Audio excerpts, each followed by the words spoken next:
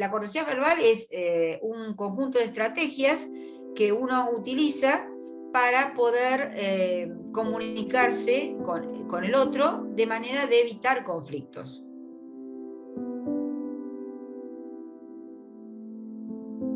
Ahora, puede ser entendida de dos modos. De un modo muy pragmático, que es la que se llama la cortesía estratégica o funcional, es decir, bueno, la verdad que conviene ser educado. Entonces, siendo educado, siendo amable, conseguís más que siendo maleducado. Entonces, esa sería, digamos, un poco la cortesía que se utiliza en algunas circunstancias simplemente con fines de lograr lo que uno quiere, por ejemplo, en una negociación comercial, ¿no es cierto?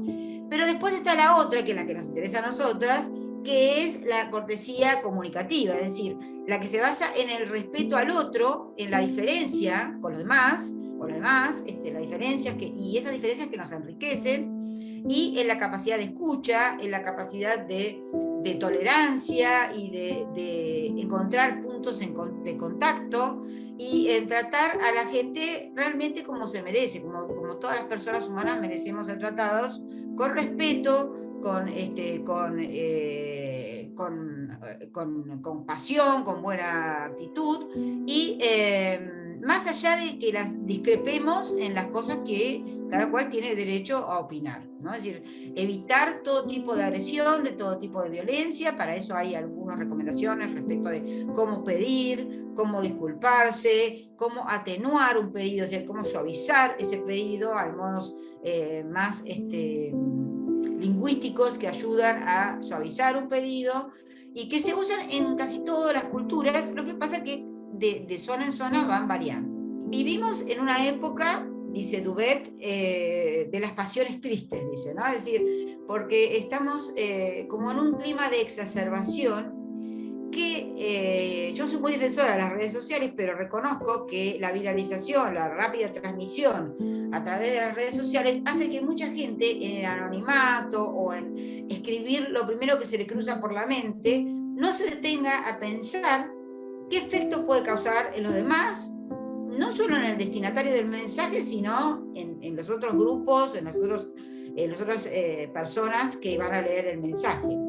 Entonces hay una cantidad de agresión y de violencia verbal, de maltrato verbal, obviamente que va en contra de todo lo que hemos dicho de cortesía verbal antes, que es notoria prácticamente en todo Occidente, y fundamentalmente por el problema que se da en las situaciones políticas de la polarización, es decir, los discursos de extremos, ¿no? Es decir, nos reunimos en grupos, es decir, grupos de gente que piensa como uno, serían lo que llaman los estudiosos de neurociencia el sesgo de tribalismo, el sesgo de rebaño, donde todos los que piensan como uno, entonces uno se refuerza y se produce lo que Van Dyck hace muchísimos años, como yo estudiaba hace muchísimos años, decía, ellos o nosotros, ¿no? Entonces hay un grupo que hostiga, que maltrata a una minoría, porque eso sería el discurso de odio propiamente dicho, es decir, el maltrato,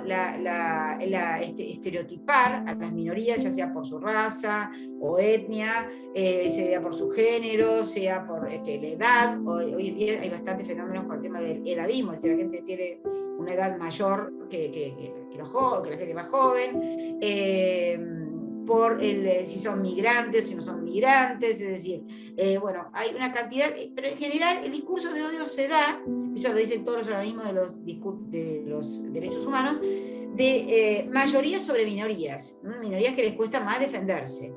Ahora, también vemos, la gente usa la expresión discurso de odio, no en ese sentido estricto como se escucha y se definió en las organizaciones de derechos humanos, lo usa en el sentido de todo discurso violento, agresivo, y nosotros sabemos muy bien que las redes sociales o los sociodigitales, y que sería el nombre más correcto, es muy común encontrar los llamados trolls, es decir, personas que en realidad a veces ni son ni personas, es decir, gente que o le pagan para hablar mal o publicar en contra de otro, o puede ser un software, ¿no? Es decir, los llamados bots, que pueden ser bots que hacen muy bien a la humanidad y bots que hacen muy mal a la humanidad. Mi capítulo sobre cortesía verbal y tiempos de discursos de odio pertenece a un libro que se llama Libro Blanco de la Conversación. Está escrito por 7 mujeres doctoras, académicas de ciencias sociales, humanidades y de letras, que pertenecen a distintos lugares del país y a distintas universidades públicas o nacionales, como las llamamos acá, y privadas. Existen varias propuestas para tratar de atenuar los efectos de la agresividad verbal, tanto en la comunicación pública como privada. En el capítulo yo elegí 4, que son las que me parecen a mí más importantes, eso no quita que pueda haber otras, ¿no es cierto? La primera es la llamada comunicación no violenta, de Marshall Rosenberg. Hace muchos años ya se publicó el libro, pero tiene algo que a mí me interpela mucho personalmente, reconozco, que es una nota que es la compasión, es decir, compasión, ¿no es cierto?, es padecer con el otro, ¿no? Entonces, ponerse en lugar del otro. Hoy se habla mucho de empatía también, ¿no es cierto? Bueno, ponerse en los zapatos del otro. Entonces, si yo trato de entender al otro y sus circunstancias, su contexto comunicativo, su situación comunicativa, cuando hablamos de situación comunicativa estamos pensando en el lugar, en el tiempo, en los personajes que hablan, los roles distintos que intervienen, bueno, el tipo de léxico que se utiliza, si hay una cantidad de factores que pueden causar ruido o interferencia, y uno tendría que tener en cuenta, ¿no es cierto?, que hay no responder impulsivamente, ¿no? Respetar también, como queremos que nos respeten a nosotros, el tiempo del otro para dejarlo explayarse y tratar de entender la perspectiva desde dónde habla. Y acá este autor a mí me gusta mucho porque él habla de la ira. La ira es obviamente la causante de los discursos de odio, de los discursos de los extremos. Bueno, pero la ira siempre esconde un sufrimiento, un dolor o una inseguridad. Entonces mucha gente grita o maltrata al otro, pero en realidad es que se siente amenazado, amenazada por algo, ¿no es cierto? Entonces, que tal vez el otro dijo y ni pensó que podía haber causado ese efecto. Entonces, trabajar sobre estas cuestiones de la ira me parecen, con la compasión, me parecen recuperar la visión humana de la conversación. La otra propuesta es de Joseph Strayhorn, que es un norteamericano que habla de mensajes obstructores y mensajes facilitadores. Es decir, hay formas de decir las cosas que facilitan que la conversación fluya y llegar a puntos de acuerdo.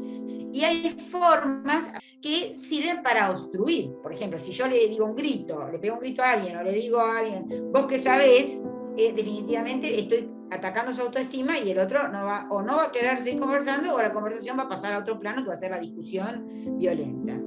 Después, una autora española que yo respeto muchísimo, me gusta mucho, que es Estrella Montolío. Ella habla de la comunicación asertiva, que lo usan otros autores también, pero bueno, yo la sigo a Montolío.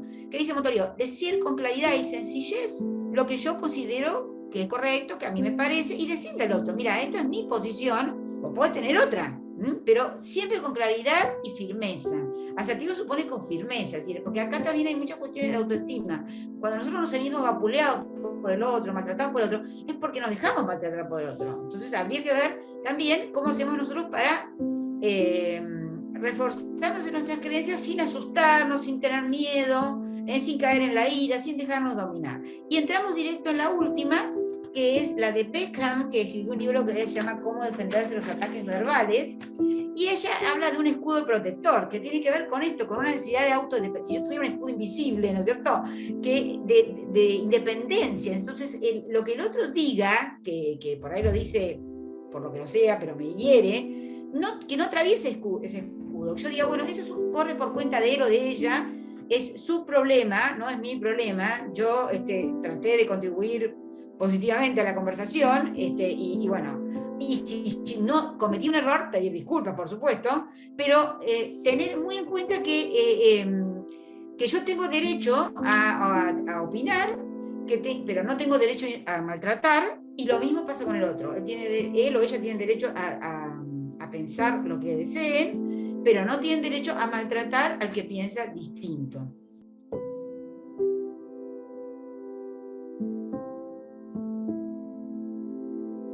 El objetivo primordial es que las mujeres que han elegido la vida académica, que como yo digo, siempre no es obligatorio ir a la universidad, pero si uno elige la vida académica y elige hacer un doctorado, para las mujeres en la Argentina es el doble del tiempo que tardan respecto de los varones. En Argentina estoy hablando, se tarda el doble de tiempo. Un varón promedio tarda 3 años en hacer un doctorado, la mujer tarda 6. ¿Por qué se debe eso? Bueno, ¿a qué se debe eso? Bueno, porque en caso de la mujer casada y con hijos estoy hablando, ¿no? Es decir, porque necesita el tiempo de lo que llaman ahora las tareas del cuidado, es decir, las tareas del cuidado de los hijos, de dedicarle, y bueno, y uno siente siempre que tiene, por más que mucho se ha avanzado en los derechos de las mujeres, y los varones también están colaborando un montón, sin embargo están colaborando, es decir, no están haciendo lo mismo que hacen las mujeres, están colaborando, que todavía nos falta mucho. Yo no creo que por mi edad llegue a haber la igualdad perfecta, pero espero para mi hija y para mis futuras nietas sí poder ver esa igualdad, y donde ya no sea tan difícil doctorarse. Pero lo que queremos es que las chicas que realmente quieren hacer vida académica y quieren doctorarse no abandonen, porque vale la pena.